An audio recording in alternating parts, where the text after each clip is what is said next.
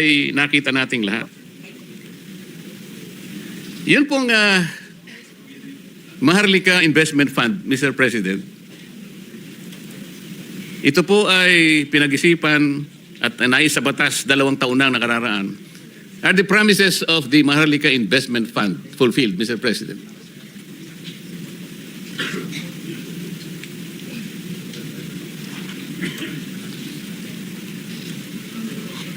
Baka mawala yung... Naku po mga kababayan, yung Maharlika Investment Fund mukhang natamimi dito si Recto nang ito po ay mabulgar at ito nga po ay itanong ni Senator Marcolita kung ito nga ba ay na-fulfill na ang pangako nitong investment fund na Maharlika na 250 billion mga kababayan.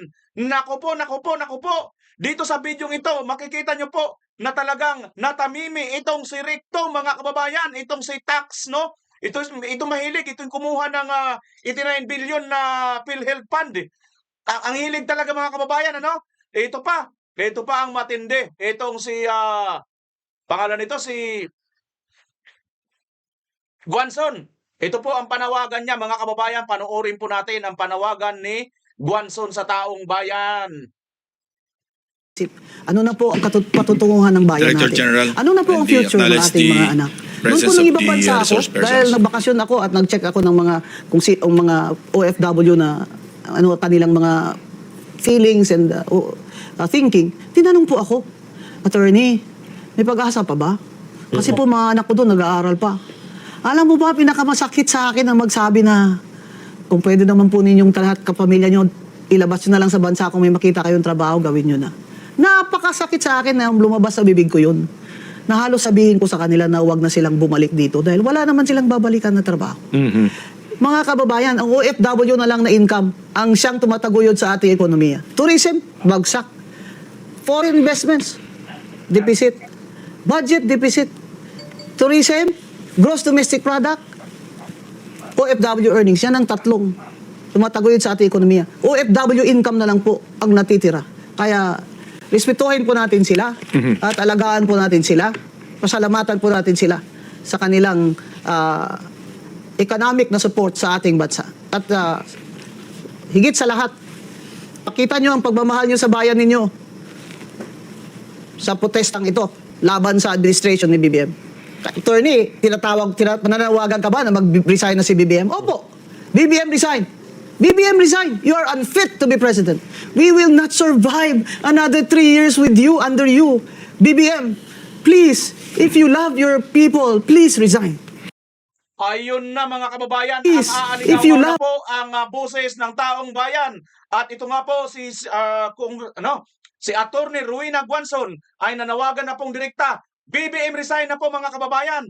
At malamang aalingaw-ngaw na po ito. Aalingaw-ngaw na po ito dyan sa Luneta at dyan sa EDSA. Pag hindi pa talaga nakonsensya itong si BBM, mga kababayan, ewan na lang po natin. Yan po ang ating pag-uusapan ngayon mga kababayan. Matindi po ito. Si Senator Marcolita, mayroon pong binuksan po ritong pasabog patungkol nga po rito kay Recto at natamimi po itong si Recto mga kababayan. Hindi po kinayang sagutin agad-agad ang mga sinasabi at mga tanong ni Senator Marcolita patungkol pa nga po rito sa pera ng bayan itong confidential Maharlika Investment Fund mga kababayan. Yan po ang ating pag-uusapan ngayon sa araw na ito. At matindi ang kanila pong ginagawang panggigipit ngayon sapagkat nauna pang kasuhan o malamang mauuna pang matanggal si Senator Marcolita. Tama pong yung narinig mga kababayan. At mayroon po tayong basihan dyan. Mamaya, panoorin po ninyo itong video na ito. Huwag nyo pong palalagpasin. Dahil mayroon po silang gagawing matindi po para tanggalin si Senator Marcolita. Hindi lang po sa pagka-blue ribbon, kundi pagka-senador mga kababayan. Huwag na wang po mangyari. Pero bago yan mangyari mga kababayan, kailangan sumigaw na po tayong lahat at makisama na po tayo sa rally. Sigaw natin, BBM resign. Yan nga po ang sinasabi ni Attorney Rowena Guanzon mga kababayan. Ang panawagan po ni Attorney Rowena Guanzon. At ito na po, hindi ko na ko ipatatagalin. Ngunit sana mga kababayan, makikisuyo po ako muli. Paki-like, paki-share, paki-subscribe sa mga ngayon pa lang po sa ating channel. Salamat po. Tuloy na po natin ito mga kababayan. Ito pong si Si Ricto, mga kababayan, hindi niya po kinaya at hindi niya po masagot ang tanong dito ni Senator Marcolita sa kanya. Panoorin po natin itong video na ito. Ituloy na lang po muna natin, mga kababayan, ha. Ito po, marami po mga nilatag si Senator Marcolita dito. At pagdating po dito, mga kababayan, tungkol po dito sa Maharlika Investment Fund, panoorin po natin kung paano po niya masagot at hindi niya nasagot agad-agad ang mga katanungan ni Senator Marcolita dito. Ang pinaka medyo napansin ko rin po ron, nahulog. Sinulatan niyo po sila eh. And in that letter, sabi ninyo, we repeatedly remind you that please strictly adhere to the ceilings established by us, kasi pinag-aralan namin ito eh. But they continuously, binabawasan talaga at lumilitaw po, nakita natin kung saan nila nilalagay. Ito sa convergence projects, these are the modern pork barrel. Meron silang SSP, meron silang CCSP, may SDM4, may BIP, lahat-lahat. Maliban pa sa convergence projects na ina-undertake ng ng iba't ibang mga ehensya, katulad ng Roll-It, katulad ng TICAS, bla bla bla. Dito po na ilalagay, dito na isi-switch yung nakukuha, nare-reduce doon sa mga NEP na nilagay ninyo, na ilalatag nila sa ibang ano eh. Ito yung sistema po na dapat ay nakita nating lahat. Yun pong Maharlika Investment Fund, Mr. President. Ayan na. Ito po ay pinag-isipan at nais sa batas 2 taon na nakararaan. Are the promises of the Maharlika Investment Fund fulfilled, Mr. President?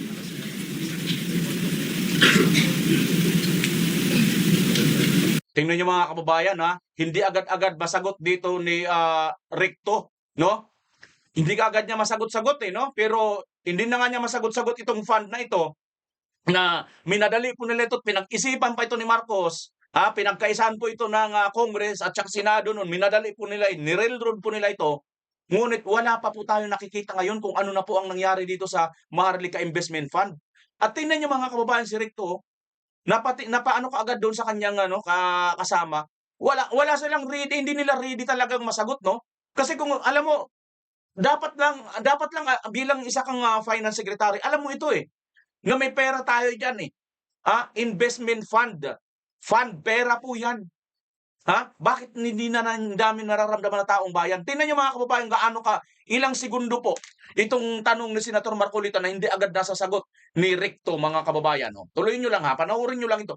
Bilangan niyo po ng minuto o segundo kung gaano katagal hindi nila nasagot itong tanong ni Senator Marcolita. Ito po ay pinag-isipan at nais sa batas 2 taon na nakararaan.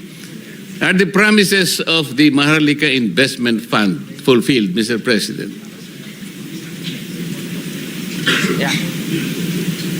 Yan. Tingnan niyo, mga kababayan. Ilang minuto yan.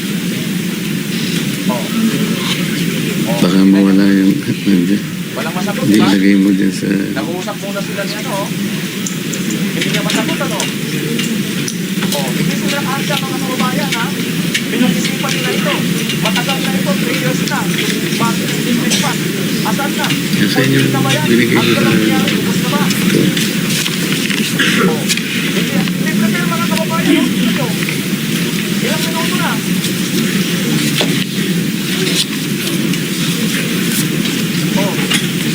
Asan na? Wala, ilang minuto na?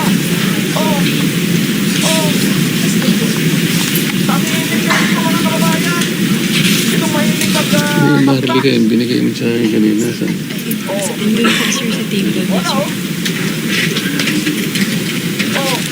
ilang minuto na? Pagkita na! Ricto, sagutin mo ng tanong sila sa Marcolita. Fulfill na ba?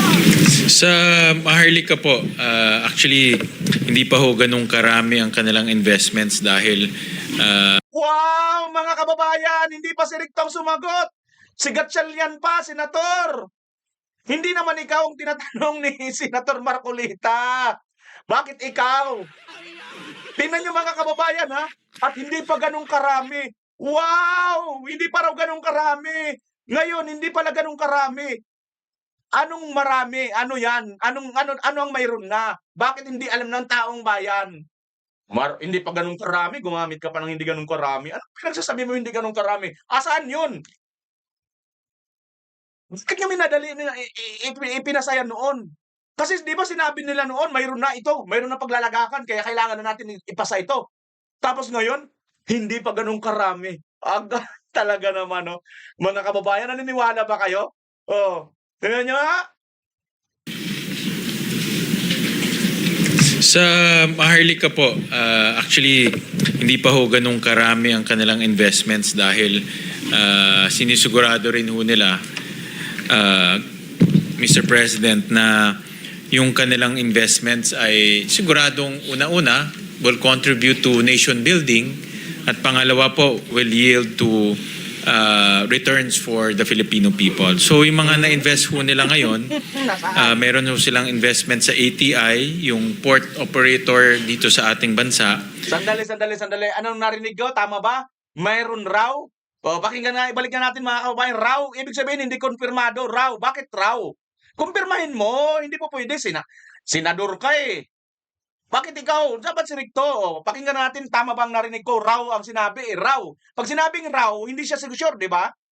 To nation building at pangalawa po will yield to returns for the Filipino people. So yung mga na-invest ho nila ngayon, meron ho silang investment sa Filipino people. So yung mga na-invest ho nila ngayon, meron ho silang investment sa ATI, yung port operator. O yan, mayroon daw. Ginamit yatang raw o daw. O kayo na bahala umintindi mga kababayan. Pakinggan nyo na lang uli yan kung totoo ba yung raw ba o daw ang ginamit ng term. Dito, meron ho silang investment sa ATI, yung port operator dito sa ating bansa.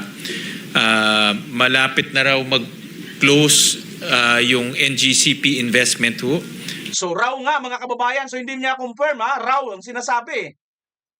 Which I agree dito dahil kailangan ho natin may eyes and ears sa NGCP. Meron ho rin silang bridge financing sa isang mining company at the rest puro government security. So ito lang po yung tatlong kumpanya na meron ho silang ka-transaction. Alam ko po itong tatlong binanggit ninyo, Mr. President. Ang aking pong gusto sanang malaman, ganito po ba ang naging pag-asa natin? Sapagkat yung perang inilagay natin para maging Maharlika Investment Fund, kinuha po natin sa dalawang development banks. Ang karamihan po ay kinuha sa Development Bank of the Philippines at yung iba ay sa Land Bank. Pwede ba nating sabihin na kung hindi kinuha doon sa mga bangko na yon, na ang perang yon is devoted to development, at ikukumpara natin itong tatlong ginawang investment so far ng MI ng Maharlika Investment Fund, masasabi ba natin na nagtagumpay tayo kung ikukumpara sa potential na nangyari sana kung hindi natin kinuha sa mga bangko yon at sa iba pang mga pinagkuhanan nating sources? Ang Maharlika po, meron din ho kasi silang nation building function, Mr. President, at kasama rin sa kanilang mandato na mag-invest sa mga they call high impact sectors key to national development. So energy, agriculture, mining, infrastructure, social infrastructure, at the climate, Mr. President. So, and ang konsepto ho ng isang sovereign wealth fund, dahil sa laki ho nila, no, makakakuha sila ng mas magandang deal dahil malaki ho sila. At pangalawa, ay makaka-invest ho sila sa mga sektor na hindi kaya po mag-invest yung mga bangko. Kasi yung Development Bank, DBP at Land Bank, mga bangko ito, so pautang lang. Ang Maharlika, pwede ho silang bumili ng equity. So pwede nilang gawin ito nang hindi ho nagagawa nung mga development banks. Malinaw naman po yun, Mr. President. Ngunit ang sinasabi ko, halimbawa, kung walang Maharlika Investment Fund, nanatili yun doon sa mga traditional na bangko na sila po ang naglalatag ng mga development funds para paunlarin ang ating ekonomiya. mas nagampanan kaya nila yung ginawa nila kung ikukumpara sa output ngayon ng Maharlika Investment Fund na wala pa po tayo talagang makitang quantifiable na benefit sa ating ekonomiya. Halimbawa, itatanong natin, ilang porsyento ng public o ng private, ng poverty incidence rate ang na-reduce dahil nga ipinasok natin ang Maharlika Investment Fund? Meron ba tayong mga detalyeng masasabi ngayon? Kasi napaka-importante nun. 250 billion pesos. In-expect ng bawat isang Pilipino na nung ginawa natin yon, merong balik sa atin. 2 taon na ang nakararaan. Paano kung iniwan natin sa 2 bangko? Baka naman, mas lalong nagamit ng bangko. Yan po yung aking gusto sabihin. Well, Mr. President, ang bangko kasi may mga bagay na hindi nila kayang gawin, like mag-invest po in equity, Mr. President. And then number 2, Mr. President, kung iiwan ho natin to sa bangko, ang kanilang pwedeng gawin, magpautang o mag-invest sa government securities dahil ho hindi sila pwedeng mag-invest sa mga kumpanya, Mr. President. So, ako naman, Mr. President, ang pananaw ko ho dito dahil alam ko na nag-iingat rin ang Maharlika sa pag-i-invest. No? At sinusigurado nila yung, kasi the twin mandate no? First is national development, second, returns. No? So talagang pinipili nila yung industriya na papasukin nila o pag-i-investan nila para masigurado nila na itong twin objectives ay ma-reach nila. Pero tama ho kayo na dapat rin na magkaroon ng oversight para makita natin kung talagang productive ba itong Maharlika Investment Fund at kung talagang nagagampanan ho nila yung kanilang mandato or objectives. Isa sa kanyang mandato is national development. Kaya nga po tinatanong natin, if we can exemplify yung investment niya na 20% stake sa National Grid Corporation of the Philippines, ilang employment po na-create niya? Itong investment po sa National Grid, sa aking opinion, Mr. President, is both a national security plus national development objective dahil kailangan ho naman talaga natin ng mata at tenga sa loob ng National Grid dahil natural monopoly ho ito. Hindi po maintindihan ng tao yun eh. Sasabihin natin sa kanya, national security. Pero wala po kaming trabaho eh. Ganun po maintindihan kasi ng karaniwang mamamayan. Kaya ko po sana ipinipilit man lang kahit pa paano meron silang maibigay na naging bahagi na ng investment na yon na i-contribute nila sa national development. Yeah. In tangible terms, kitang-kita natin. Kasi po, ang ating pinagsisilbihan, mamamayan eh, mahihirapan sila na intindihin under the context of national security, hindi po niya mapoprocess yun. Kita ko naman ho, pag nag-invest rin ho sila sa National Grid, mag-expand po yung national, pwede na ho nilang itulak yung expansion ng mga transmission lines ho natin. Kasi kung matatandaan ho natin, napakadami pong delayed transmission lines dahil sa management ng National Grid. So ngayon dahil meron ng equity po ang gobyerno, pwede na rin nila itulak yung expansion ng transmission lines at doon ho natin makikita yung construction activities, expansion activities, may mga trabaho na malilikha rin po nitong mga construction activities. Pero tama ho kayo, kailangan ho talaga ng oversight dahil dapat singilin ho natin sila. Lalo na pagdating ng 2026 dahil 3 taon na isingilin ho natin sila kung ano ba yung kanilang na-contribute sa ating bansa. Tama po, Mr. President, kasi 250 billion pesos. 2 taon na po nakararaan. Ang balita ko po, yung mga opisyalis nito ay napakalalaki ng mga sweldo. Lalaki. Asan na? Kailangan po ay masulit natin. Correct. Sapagkat napakalaki ng kanilang mga monthly salaries. Nabigla nga po ako ayoko na sabihin dito eh. Siguro naman ay makapagdetalye sila. Sapagkat ito pong perang ito ay Pera na. Gaano kaya kalaki mga kababayan? Kaya pala hindi masagot-sagot ni Recto, no? Kasi lalaki pala ng mga sahod nitong mga mukong na ito sa Maharlika Investment Fund pero wala pa namang kinikita ang gobyerno. So laki na ng lugi ng gobyerno natin dito mga kababayan. Ganito po ang administrasyong BBM ngayon, puro palugik po. Nag-invest ngayon, ang tawag niya sa Pangasinan, negosyot. Negosyot. Ibig sabihin, paluging negosyo. ng ating mga mamamayan. Sila ay naniniwala na kailangan may paliwanag natin sa kanila, saan nyo dinala yung pera? Ito ba ay nakabahagi ba kami? Sa anong paraan kami nakabahagi? Yun po yung mga tanong na gusto nila na mabigyan ng konting o kaukulang sagot, Mr. President. Si Secretary Recto po ang ex-officio chairman ng Maharlika Investment Fund at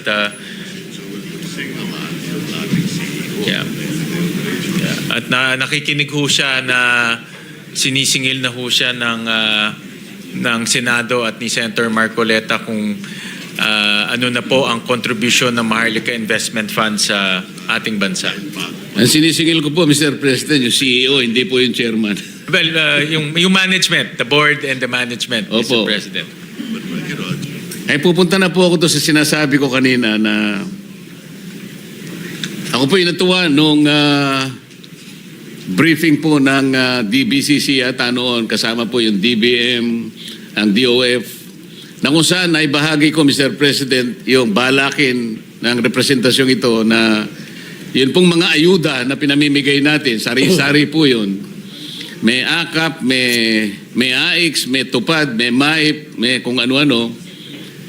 Nakwenta namin ni Secretary Recto 194 billion pesos for 2025. Hindi naman natin masyadong mapiho kung talagang yun ang naibigay talaga sa kinauukulan. May record, ngunit talagang hindi natin matukoy talaga ano ang ibinunga sa mga nakatanggap kung ilan man. Kaya naimungkahi ko po na in-index ko na lamang po sa sa paggamit ng elektrisidad. Doon nga sa bill ko, sabi ko kung ang isang tao ay if a household consumes let's say 200 kilowatt hours per month, yun po i-subsidy na natin yun, libre na natin yun. Ang mabe-benefit po nun ay about 5.5 million households, approximately 25 to 27 million poor Filipinos. Ako po inatuwa sa Secretary Recto, sinuportahan niya po yun. Sabi nga niya, dadagdagan pa natin yan. Ang pangalawa po, Mr. President, ay minungkahi po namin na tanggalin na rin natin yung 12% VAT sa sale ng electricity. Mr. President, ako po ay gumawa ng isang madali ang pag-aaral. Tinangka ko pong hanapin kung merong correlation po yung gross value added ng manufacturing at saka yung taxes on production on imports and taxes on income and wealth. Pero dito, ang sinasabi ko lang po, yung 12% VAT sa electricity. At ano naman po ang correlation niya sa export ng ating bansa. Lumilitaw po merong positive correlation. Ang ibig sabihin po, pag na-reduce pala yung VAT, ang pinilalaban ko lang mo, initially po ay sa elektrisidad lang. At kung sakali naman ay may baba pa rin natin sa iba-ibang mga sektor, ang una po palang makikinabang dito ay mabuboost natin yung foreign direct investment. Siguro napakarami ang pupuntang investor sa atin. At pati manufacturing sector na ngayon po ay lethargic. Alam naman po natin. Ang ating economy po, Mr. President, is a consumption-driven economy. Kapag ang manufacturing po ay napasigla natin, baka yung pong pinapangarap nating 7.5% to hit the GDP target of 30 trillion, baka po maging times 3 pa yun. Dadami po yung negosyo na pupunta sa ating bansa. Yung mga negosyong maliliit, bababa ang production cost. May kinalaman po kasi yun, Mr. President, doon sa declared policy po ng batas. Halimbawa po yung Section 2, Paragraph C ng IPIRA, sabi niya to ensure transparent and reasonable prices of electricity in a regime of free and fair competition and full public accountability in order to achieve greater operational and economic efficiency, to enhance the productivity or the competitiveness of Philippine products in the global market. Ano pong ibig sabihin nun? It promises the competitiveness of our Philippine products. So lalaki po ang export talaga eh. The economic efficiency. Sinasabi po talaga eh. Ito yung declared policy ng batas eh. Kung sakali po na pag-isipan natin, halimbawa, nandiyan naman ng DepDep. Bakit po hindi natin aralin na kapag binaba pala natin, umpisan lang natin ang elektrisidad, dahil po, yung EPIRA, Totoo pala yung dip-dip na yan, mga kababayan, ano? Kala ko ano lang yun ni Marcos. Ano lang niya yan, yung tawag nito, yung bulol-bulol lang. Dip-dip pala talaga. Tuloy nga natin, ano ba itong dip-dip na to, mga kababayan? Natawa ako. tingnan po natin ang kanyang original version. Wala pong VAT eh. Bakit po walang VAT, Mr. President? Kasi nakalagay doon, affordable, reasonable, competitive. Pagka nilagyan po ninyo ng VAT, tataliwas po yun doon sa pinapangarap ng batas. Magiging mataas ang presyo niya. So, Mr. President, kailangan po nating sundan yung layunin ng batas. Affordable, competitive, reasonable, fair. Ayun po yung sinasabi. Sa Tagalog po, mura. Kaya ko po naimungkahe na Secretary Recto, tanggalin natin yung 12% VAT sa sale ng electricity. At tingnan po natin kung anong magiging epekto nun. Sa aking palagay po, because I found correlation between reduced taxes at doon sa paglaki po ng gross value added ng manufacturing. Ang manufacturing po ang kailangan nating pasiglahin. Ito po from several decades now, ito po yung lethargic, ito po yung dormant, ito po yung nasa doldrums talaga. At kung ito po ay mapasigla natin, marami pong trabaho makikreate, maraming negosyong tatayo, and we will arm our people with increased purchasing power. Lalaki po yung kanilang personal disposable income. Marami silang mabibili. Lalaki po ang sales ng lahat na mga gustong magtinda. And this is understandable. Why don't we look at this scenario, Mr. President?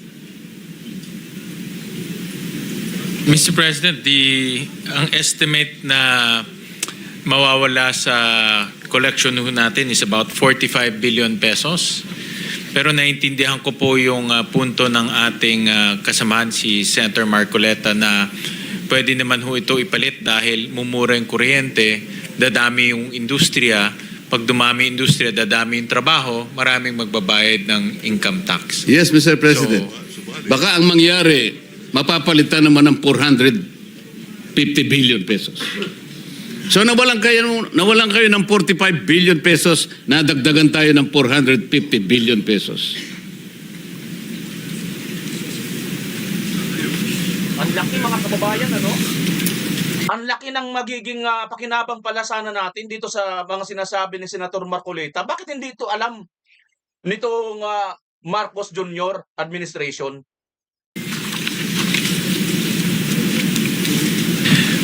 Ito ho kasi magkakaroon ho ng impact sa ating collection dahil ngayon meron na ho tayong deficit of about 1.6 trillion pesos.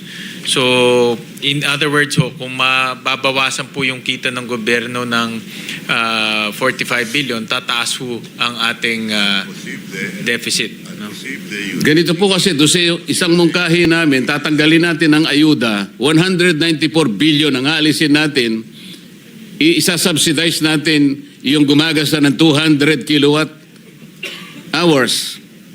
90 billion lamang po yun, estimate. So nakatipid na po tayo ron ng halos 120 billion pesos. Depende lamang po sa diskarte natin eh. Correct. Tingin ko Siguro po, kailangan lang nating pag-aralan lang. Pag-aralan, tingin ko, pag-aralan. Nakukuha ko po yung punto at talagang, to be honest, Senator Marcoleta, marami talagang mga industriya dumadaing sa mahal po ng ating kuryente. In fact, madalas nga ho, sa mga negosyanteng kausap ko, ang mukhang bibig nila sa parang nagtatrabaho sila para sa Meralco, hindi ho sa kanila dahil nga puro kuryente yung binabayad nila.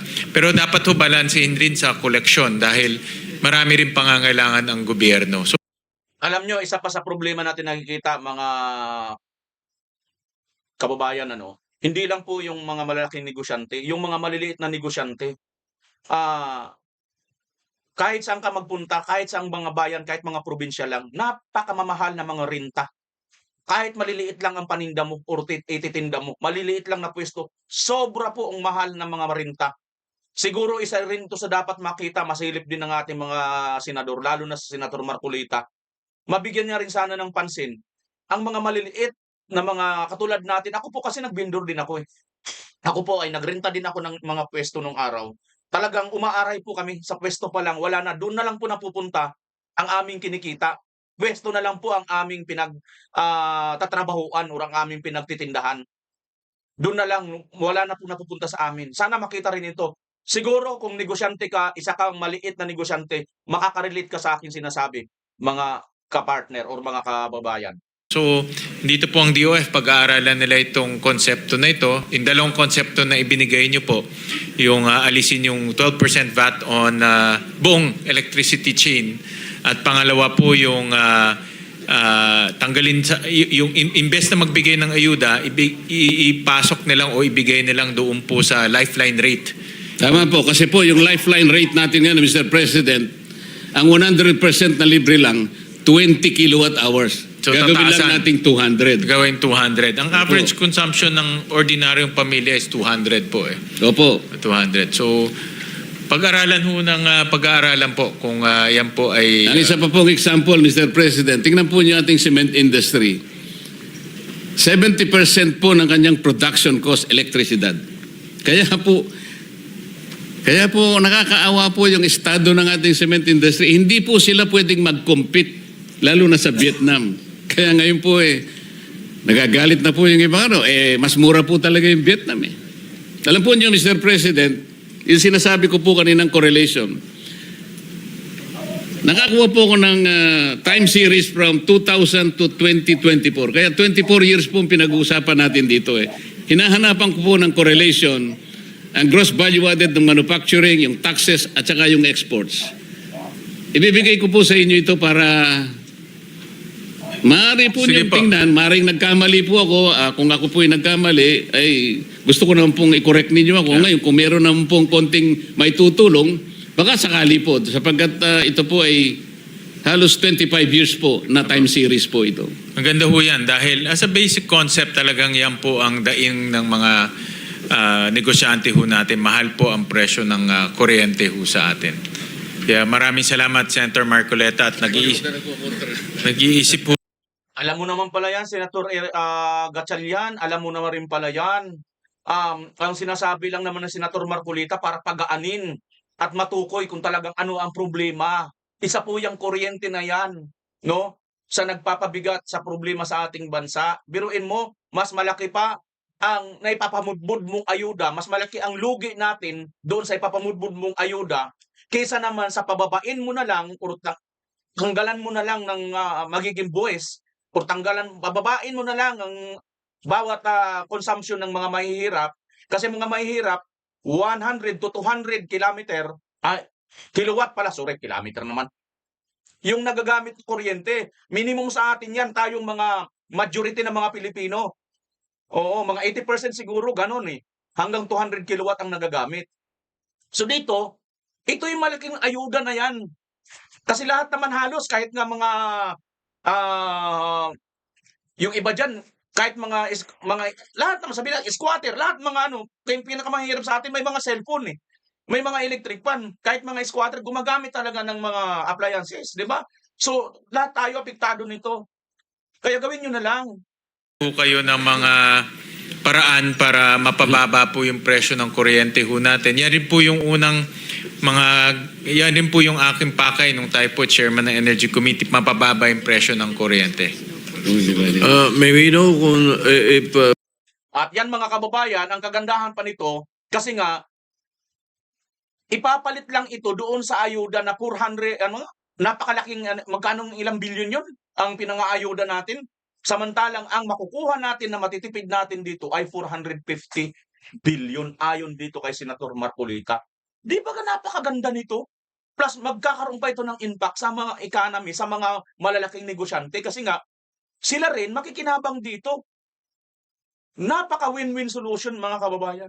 Pero itong mga sinasabi ni Senator Marcolita, napapatulala itong ating sirikto na napakagaling, napakahusay magbawas, napakahusay magtanggal, makumuha ng mga pera, ng mga kung katulad ng sa PhilHealth, 99 billion na binudol na naman tayo ni BBM na sinabing ibabalik na pero hindi pa pala binalik ng mukong mga kababayan. Ang lupit sinasabing naibalik na pero hindi pa pala naibalik. Binubudol lang tayo mga kababayan Ito talaga si BBM talagang pinanganak talagang mambubudol ito. Isa pa sa mga matindi mga kababayan na nagbubuking dito sa pambubudol ni BBM, ito panoorin natin itong si Atty. Rowena Guanzon. Power dahil sa EDSA 2. Hindi po ba? Opo. Tinanggal ng mga tao si Erap. Ang Catholic Church, si Cardinal, si Marcos, tinanggal ng natin, pinatalsik sa people power, na nanawagan si Cardinal Sin. Ngayon si Erap naman, di ba? Dahil po naman sa kanyang pangungurakot, ay nag-lead na naman si Cardinal Sin at mga NGOs. Hindi po ba? Tapos si GMA.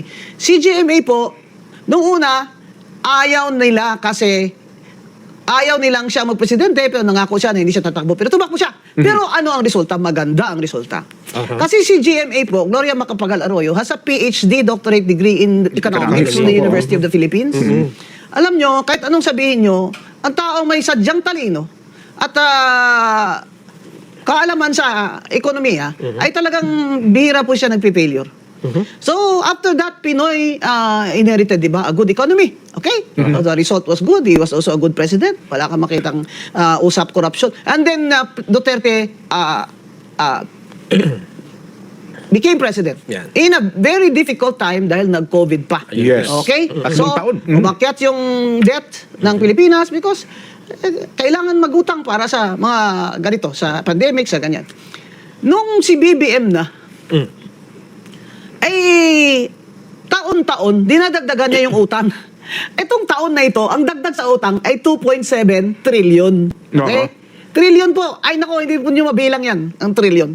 Ang sinabi ni Secretary Recto, 2.6 trillion na yan, sa 2.7 na utangin natin sa taong ito, sa ibang bansa at ibang sa labas na mga world financial institutions, ay para lamang sa gastusin para mapaandar ang gobyerno o administrasyon ni BBM. So, ang ibig sabihin, mangungutang tayo taon-taon ng bilyon-bilyong piso para mandar lang itong administrasyon ni Bongbong Marcos na ninanakawan lang tayo. Nagbabayad tayo ng taxes, deficit lagi ang national budget, kinukurakot pa ng mga walang iyang congressman at ng kanilang dating speaker. Ngayon, ibig kong sabihin, may mga Kapalpakan. kapalyahan. Kapalpakan. Hindi naman si Digong. We were mayor together, no? So, we have met personally before pa. Meron din naman siyang kapalpakan sa ekonomiya. Ekonomiya pinag-usapan natin, ha? Pero hindi ganito na ang mismong congressman natin na gumawa ng ang national budget, ang mismong looted the budget, mismong nagnakaw sa budget natin ay gumagawa ng budget. Ibig sabihin, sa bahay mo, yung inatasan mo magluto ng ulam at kanin mo, Kinain lahat. ay siyang nagnanakaw, kinakain Yung dapat pambilan mo ng Ricardo. dapat ipamigay mo sa pamilya mo. So, ang lahat ng tao, nagbabayad ng buwis. Kahit tricycle driver, nagbabayad ng sedula.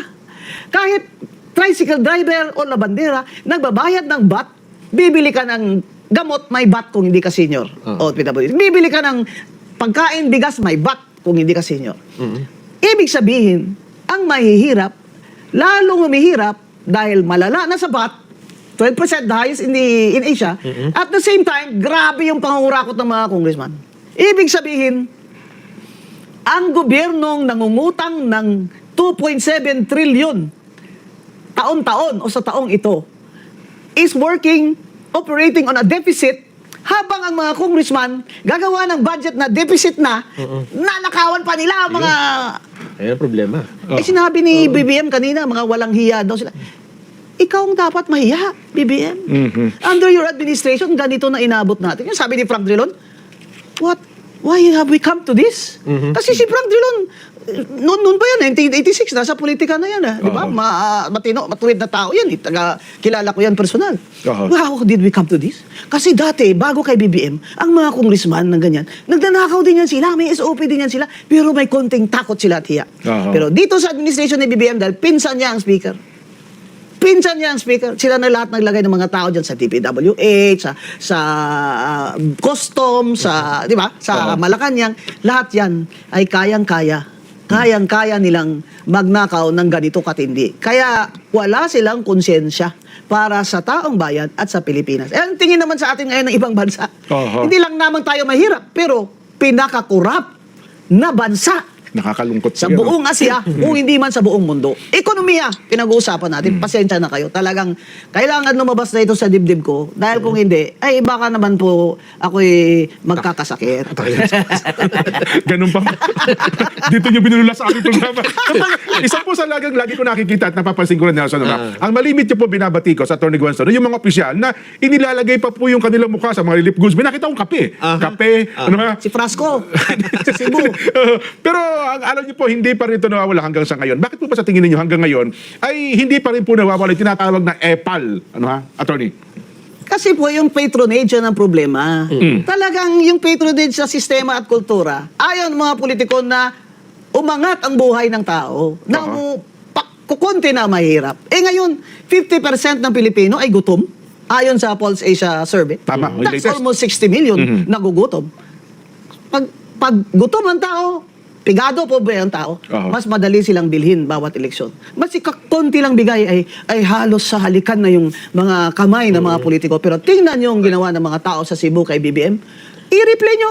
Tingnan yung tingin sa kanya ng mga tao doon. Pura gaba lang. Wala talagang nag-extend ng kamay sa kanya. Wala man lang nagsigaw-sigaw na, Mr. President, salamat, dagang salamat. Pura buyag. Ang mga tao, yung galit kay BBM, nakikita talaga sa mukha nila. Sana mapukaw na ang mga pobre ba, na wag na kayong pa-vote buying sa 2028. Kung magbigay sila ng pera, tanggapin nyo na lang. Hindi naman nila alam kung anong nilagay mo dyan sa baluta mo. Itong mga congressman na ito baka pasimuno ito eh.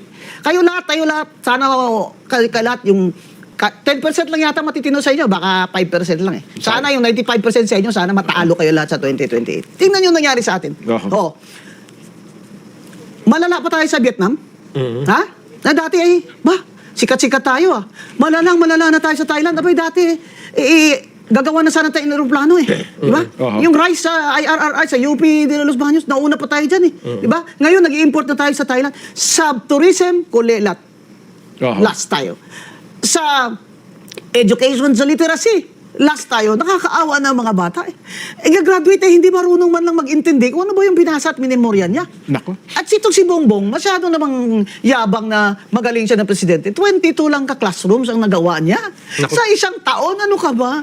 Kung gising ka sana, hindi ka sana laging tulog dyan, Mr. President. Nalaman mo na yan sa first month, di ba, sa inventory mo ng performance at targets. Ano nangyari sa Philippine Development Plan ng NEDA? Yan. Ate Claire, sabi mo hindi na natutulog ang presidente. Ano ito? Sabi ni Atty. Guanzon, kung hindi ka tulog, BBM. Pakisagot ka, Ate Claire. Ang dapat batayan sa administrasyon ni Marcos na wala tayong sasabing walang bayad ng politika. O sige, NEDA, ilabas mo sa amin ang iyong analysis at comparison. Ito ang Philippine Development Plan. Ito poverty alleviation, hunger, ganyan-ganyan na mga dapat isolve. At ito yung nagawa ni BBM sa loob ng isang taon lamang, 3 taon lamang. So, ang ano po namin, hindi po ito politika ang banat ko sa kanya ba? Opo. Ekonomiya at kabuhayan ng tao, grabe ang poverty. Yung foreign direct investments, bumagsak 40.5% this year. Anong ibig sabihin yan? 0.5 billion o 500 million na lang ang foreign direct investment na pumasok. Itong taon na ito. Opo, 2026, Anong 2025. pinagmamalaki ni BBM sa atin? Nga, pag umaalis siya, nakakakuha siya ng mga milyon-milyon na investment. Sana ang mga bagong factory para meron tayong bagong trabaho. Sana po ang mga investment. Okay lang. Wala. Sino naman mag-invest sa Pilipinas kung ganito kakurap ang gobyerno? Correct. Nakakalungkot po yan. Pero well, balikan ko yung punto ng EPAL. Ito ba talaga nakakatulong para suportahan ng mga politiko ang isang tao? Sabi nyo nga, dinidikit ang kanilang mukha kung saan-saan. Ba't masyado kasi sa tingin nila, parang masyado malakas ang loob na gawin ito ng mga politiko na umepal? Kasi ang Walang tanong, batas. Walang batas. Pero sumatotal, nakakatulong ba ito para iboto sila ng tao, attorney? Oo naman. Kasi kung ang mga pobre, na-brainwash na nila na ganyan talaga. Opo. Day in, day out. Pag may calamity, bigyan mo ng bigas, ganyan-ganyan, lagyan mo Oo. ng ano. Pero, dahil nangangailangan ng tao, ang walang batas yung anti-EPAL. Anti-EPAL law. Walang batas. So, Oo. sana, ito lang yung ano ko, sana sa COA, yung panawagan ko.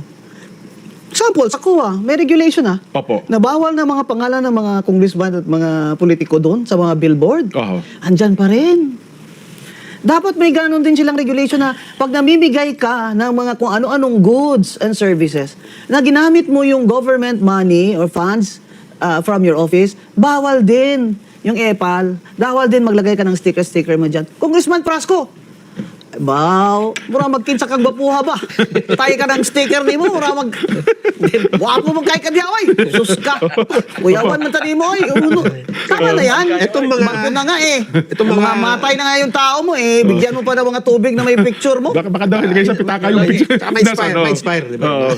Pero ito pong mga ginagawang investigasyon, ang dami Meron tayong Senate Blue Ribbon, may ICI, siyempre pupunta sa DOJ, tungkol dito sa mga flood control project.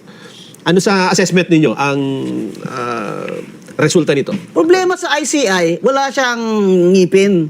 It cannot even subpoena. No power of subpoena. Kaya tingnan mo, invitation. We are inviting former Speaker Martin Romualdez. Abay, sino ba yan? Yung Royal Highness? Yung treatment sa kanya. Tapos sasabihin niya, I ask for postponement. Postpone naman. Ano bang nangyari? Sabi may sakit daw siya, gusto niya pumunta ang abroad. Laki-laki, lusog-lusog ng katawan mo, bigla ka na lang mag-abroad. Ano naman mga ito, lahat ng may sakit pag nagsisigaw ng tao na ikulong kayo. Tingnan nyo naman ang mga rally, ikulong na yan, ikulong na yan. Alam mo, arami na akong rally na puntahan. EDSA 1, nandito ako. Kasi anti-Marcos, anti-martial law activist ako. Saka yung buong pamilya ko dun sa Negros ay nag-support kay President Cory Aquino against Marcos. So, sa EDSA 2, nandyan din ako. Ito, bawat rally sa EDSA, kahit 68 years old ako ngayon, nandyan din ako. Bawat rally dyan, nandyan ako. Present ako, may picture ako. Lahat ng protestang maglalaki, nag-a-attend ako, gusto ko makita ang mga tao. Talagang, ang mga tao, lalo na yung mga bata ngayon, galit na galit sila sa BBM administration. Kaliwa, na dati hindi naman nagsisigaw ng BBM resign. Ngayon, nagsisigaw na sila BBM resign. Ito naman mga ayaw kay BP Sara. Opo. Mga kakamputan. Ay, ayaw namin mag-BBM resign kasi pag nag-resign si BBM, si Sara Sara magpresidente. papalit, Mas oo. ayaw namin sila. Alam mo, ang bright nyo talaga. Napaka-bright nyo Hindi ko na talaga maintindihan kung ano ba talagang gusto nyo. Gusto nyo, ganito na lang tayo 3 taon pa. Yun ba ang gusto nyo? Just because ayaw nyo kay Sara. May konstitusyon Di ba tinanggal din natin si Marcos? Hindi nga si Cory ang vice president doon Tinanggal din natin si Erap. Teka muna. Yun sabi nila, ito, just being honest Being honest Oo. Ay, huwag kayong sumali sa rally ng Luneta kasi INC yan. Teka muna. Sandali muna, bago yung INC na yan, mga kababayan. Tingnan nyo ito si Attorney Ruy Nagwanson, katoliko po ito mga kababayan at isa rin po ito sa talagang sinasabi nga niya, nandyan siya sa EDSA 1, EDSA 2, pinatinanggal si Irap, tsaka si Marcos Sr. Nandyan siya, lagi siyang nandyan mga kababayan. Ngayon, ito ngayon si Marcos, ayaw nyo? Ito kasi mga kakamputa mga kababayan, itong kakamkae, kain tayo, kain suka, ayaw nila mga kababayan kasi nga, si Sara ang papalit. BP Sara. Tingnan nyo si Cory, di ba? Tingnan nyo ang pa-plastic talaga nito mga ano na ito. Itong mga, ewan ko, anong tawag dyan sa mga yan? Ano itatawag nyo dyan? Ito na nga, si Atty. Ruy Nagwanson, nandoon na nga siya sa mga ano na yun Nire-real talk na nga kayo Bakit kayaw nyo? Wala tayong magagawa. Nasa Constitution yan. papalitan niya ng Vice President pagka wala na po ang presidente. Kasi yung trabaho talaga ng Vice President, pumalit pagka hindi na inutil na po ang presidente, hindi na po, wala na pong kakayahan, pumalit. Eh kayo nga ang ginawa ninyo noon eh. Si Cory, utab natin, linagay yung presidente, hindi naman opisyal ng ano yan eh, ng pamahalaan, di ba? O yun talaga ang ano ninyo, yun yung malaking kasalanan din ginawa ninyo kung tutuusin. Yun nga ang dapat kwestiyonan ni Marcos eh. Yun nga ang dapat kwestiyonan ni Marcos Jr. ngayon. Bakit nyo nilagay yan si Cory? Hindi naman yan hindi naman yan opisyal, hindi naman yan Vice President. Oh, sino bang Vice President doon? Di ba ganyan dapat ang ano? Kaso, kayo, mga kapritsyo ninyo, mga utak oligarko. Oh, ninakaw ninyo yung presidential noon. Di ba? Parang ganun ang dating, mga kababayan. Parang ganun, ha? Kasi lumalabas, wala naman pala si Cory. Hindi, ano ba si Cory noon? Ano ba ang katungkulan niya? Oh. EDSA 1, EDSA 2, si Cardinal Sin tumawag pag si INC ang tumawag ng rally doon sa Luneta, masama sila? Hindi ako INC pero Attorney. kung minsan hindi ko na maintindihan, kayo matatalino kayo, yung iba kasi ibigan ko pa kayo sa Facebook, kung bakit nabobo na kayo? Nabobo na kayo ni BBM? Hindi ganyan. Ang importante i-focus nyo who has the power and who is failing us now. BBM has failed the people. He has failed because he has no capacity. He is incompetent. He is unfit to hold office. Attorney, magkape muna kayo ha. Baka mamaya ay... Tubig muna. Tubig tayo. At kaugnay po ng tuloy-tuloy na pag-ulan, dulot na... Oh, ayan na mga kababayan, anong ginawa sa inyo ni BBM? Nabubuim na kayo kay BBM. Yan ang sabi dito ni Attorney Ruin Aguanson. Ayan mga kababayan, tuloy pa natin si Attorney Ruin Aguanson, mga kababayan, sa kanyang mga matitinding mga banat. And who was the Secretary of Agriculture?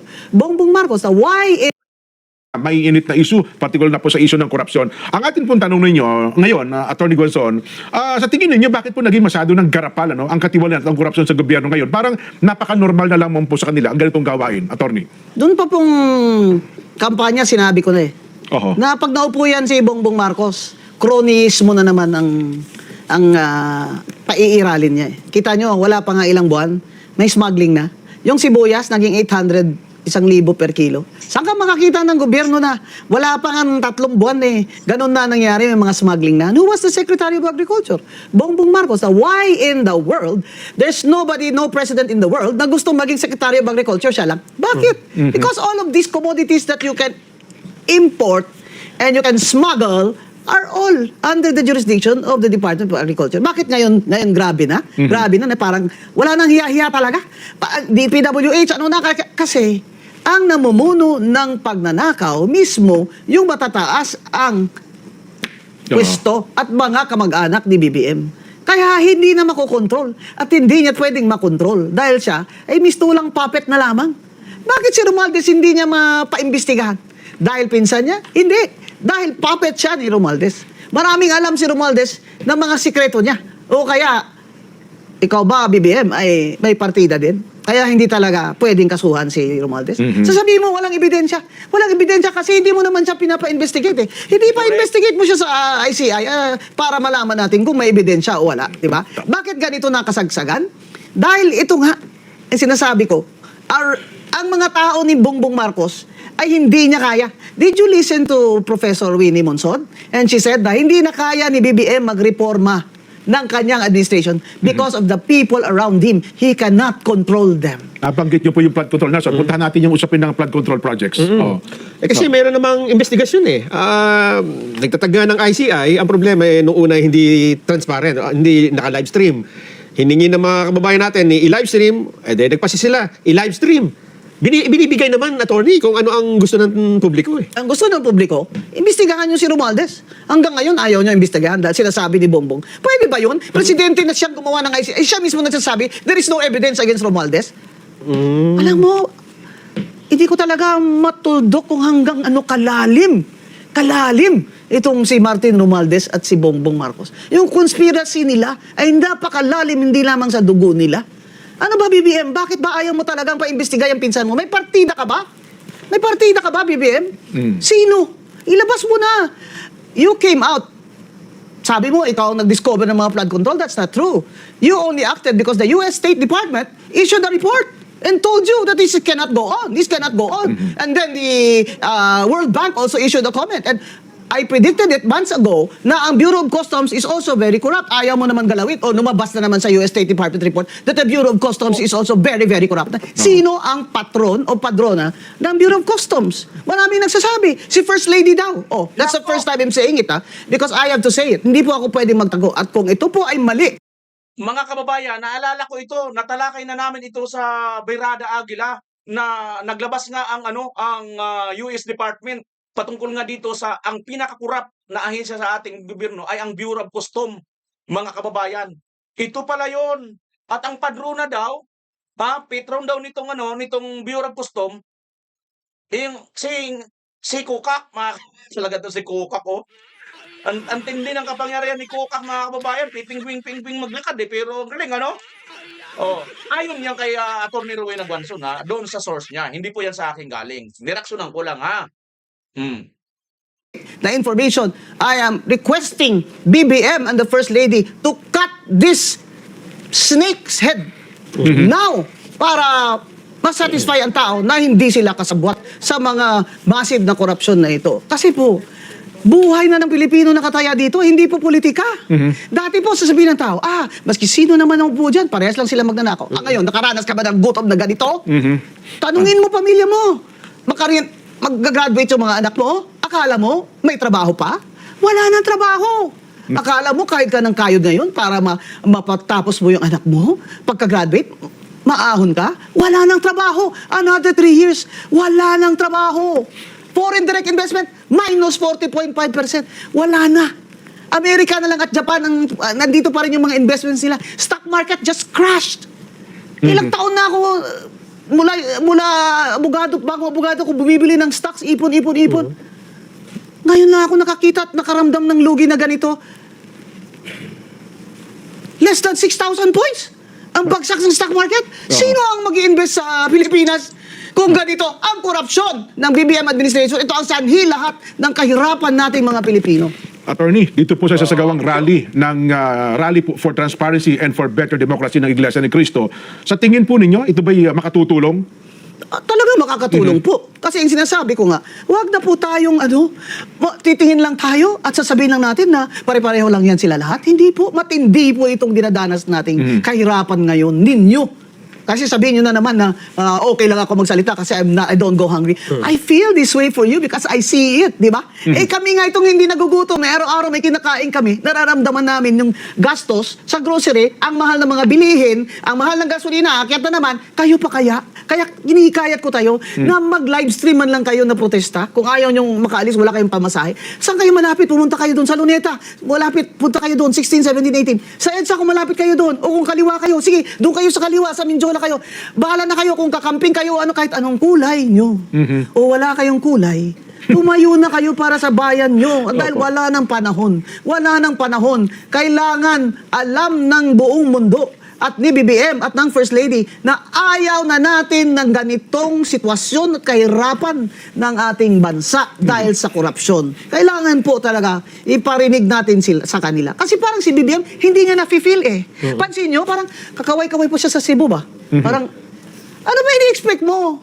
At, mamahalin ka ng tao, yayakapin ka, ay, BBM, we love you. Tingnan mo nangyari sa'yo sa Cebu. Parang ang tingin ng tao sa'yo, nakakadiri ka. Punta-punta ka pa dito. Bahaan na kami, nangamatay na kami dito. Padalan mo lang kami dito ng 5,000 pang tayo ng bahay namin. Alam mo, kami mga Bisaya ba? Opo. We are sick and tired of being treated like we are poor, we are second-class, third-class citizens of this country. Dinagdagan mo pa. Attorney. BBM, talaga, Opo. kung babawi ako sa sunod na eleksyon, mga Bisaya dyan, kakampanyahan ko talaga against your candidate. Attorney, kahit na kayo ay hindi kaanib sa Iglesia ni Cristo, ano po masasabi niyo sa pinapakitang pagkakaisa ng Iglesia ni Cristo sa lahat po ng pagkakataon? Yun po nagsasabi na politika lang ito, ay hindi po kayo nag-aaral ng Biblia. Ako po, kahit di ako iglesia, sa Biblia po ako lumaki, tatay ko protestante. At napakatalino, summa cum laude. First, summa cum laude of Silliman University, war hero. Nag-aaral kami ng Biblia. Bible 1, 2, 3, 4, high school pa lang ako sa bahay, Biblia. Nagpipray ako before meetings. Akala nyo, ganito katapang, di ako nagpipray. Nagpipray po ako bago ako kumain. Opo. Abay, ang iglesia, etong rally na ito, ay may basis po ito sa Biblia.